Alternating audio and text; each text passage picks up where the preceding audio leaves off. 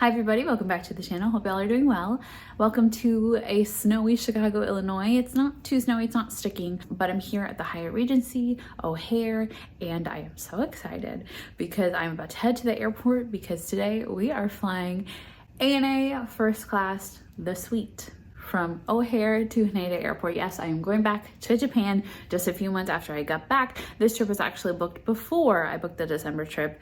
When Japan opened up, I booked that trip right away. And then this one was booked already, so I decided, why not take it? You might be wondering, Danielle, don't you live in New York where ANA flies direct to Tokyo? Why are you in Chicago? Well, last night I took what's called a positioning flight, which is where you take a flight from your home airport to the airport where your actual flight, like your big flight that you booked with points or miles, will be flying from. And for me, that was Chicago because I could not find ANA first class availability for New York at all. I could barely find it for Chicago. It's really a unicorn now. It's so hard to find and book. I found this flight literally 2 days ago.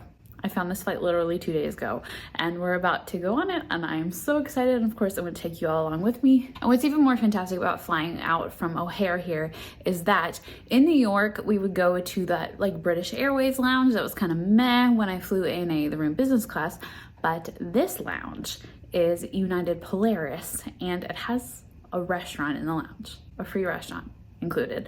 So we're gonna head there. I'm taking you along and I can't wait. Let's go. I don't know if you can see that with the glare, but it's snowing outside.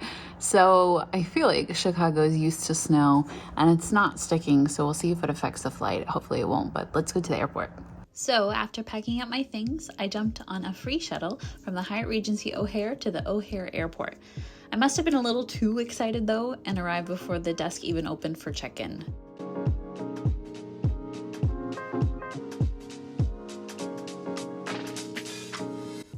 Once I dropped off my bag, I headed for the United Polaris Lounge.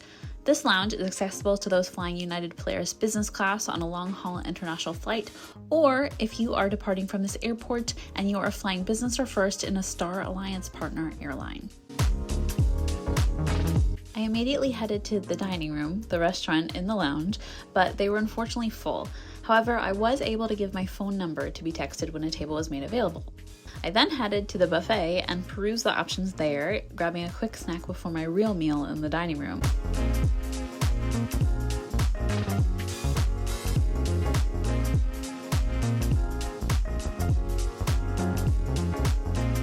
I really enjoyed the very private seating in parts of the lounge, along with the retractable table, which is really excellent if you need to do some work. I really enjoyed the white chocolate cranberry cheesecake as well as the Mississippi mud pie trifle. While enjoying these, I received a text to head to the dining room as my table was ready. Once I entered the dining room area, I settled into a plush midnight blue booth and decided to start off with the signature drink of the lounge, the United Polaris Star, with gin, ginger honey syrup, lemon juice, and club soda.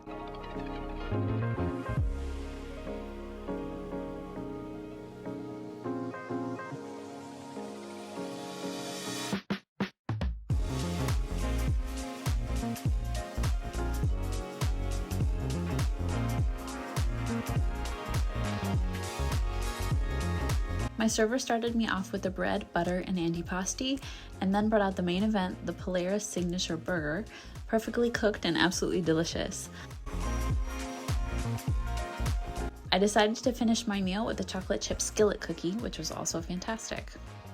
I still had a bit of time, so I decided to get another Polaris Star drink at the bar, and then explore the restroom before heading to the gate. Single stall restrooms, they are gorgeous. This whole lounge is just incredibly beautiful.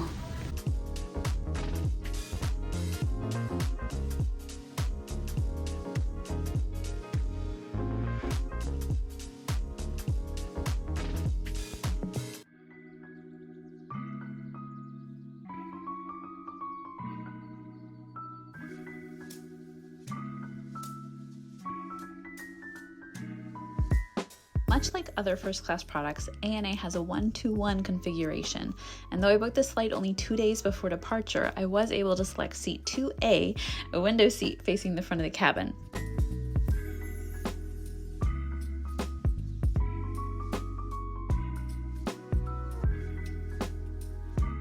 If you're a fan of this channel, then you know that I have flown ANA first class before, and it's old, the square configuration.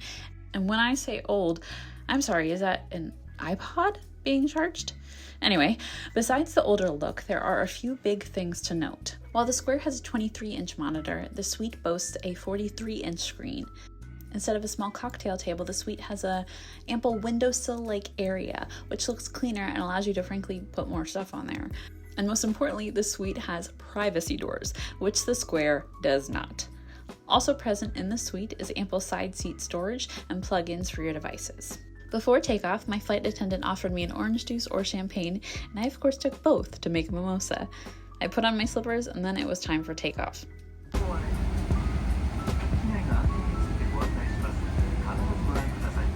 pay attention to the following safety instructions.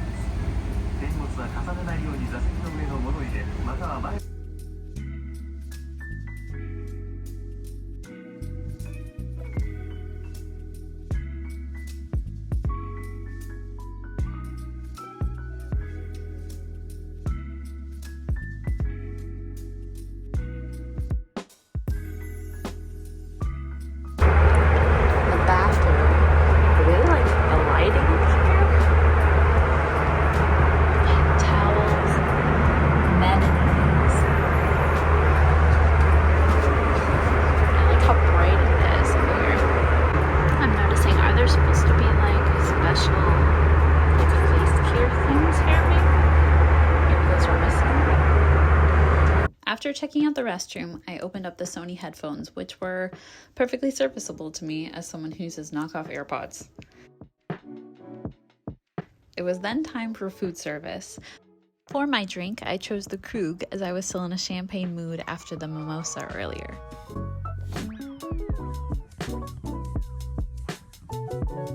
Usually, flying from America, I will try the international menu, but because it was ANA first class, I decided to go for the Japanese menu with one addition from the international side.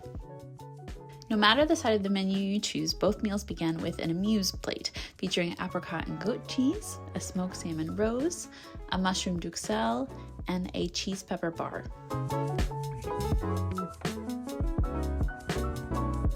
Next came my international pick, caviar. I did think it was strange that it came with little pancakes, but hey, when you're 30,000 feet in the air, why not?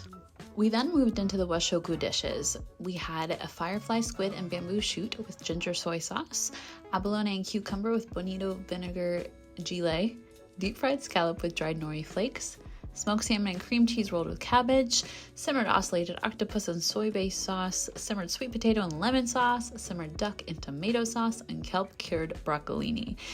Everything was beautifully plated and I really enjoyed it all. And then the flight attendant noticed that I was filming.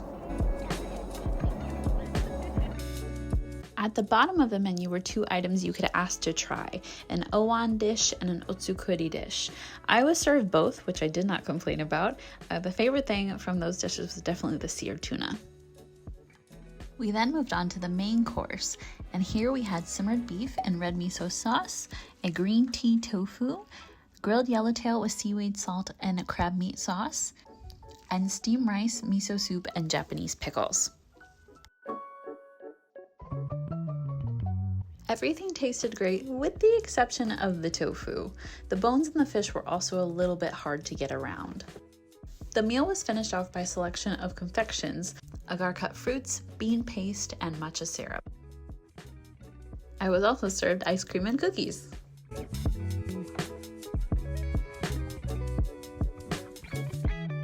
After many courses, it was time to get some rest. I opened up my privacy doors, which I did not break this time. If you know from the ANA business class video, then you know. And I brought my ANA supplied pajamas to the restroom.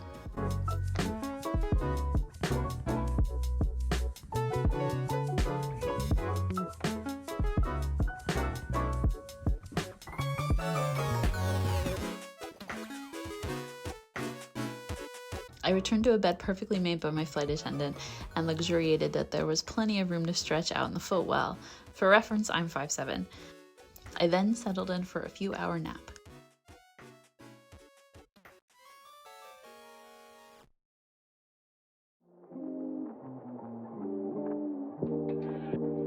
Waking up with very limited time left, I decided to order something from the Light Dishes Anytime menu. I settled on the Ippudo plant-based ramen, which was delicious, and watched my last movie of the flight.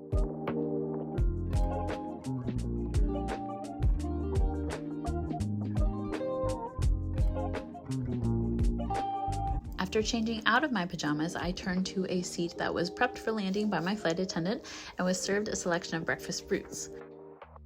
My last task on this flight was to check out the first class amenity kit.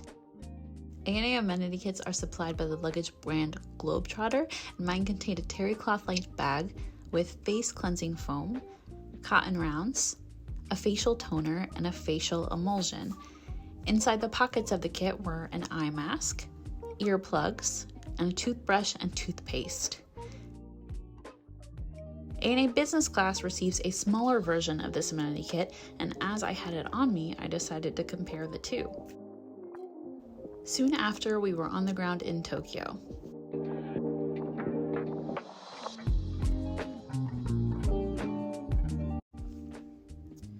And now for how I booked it.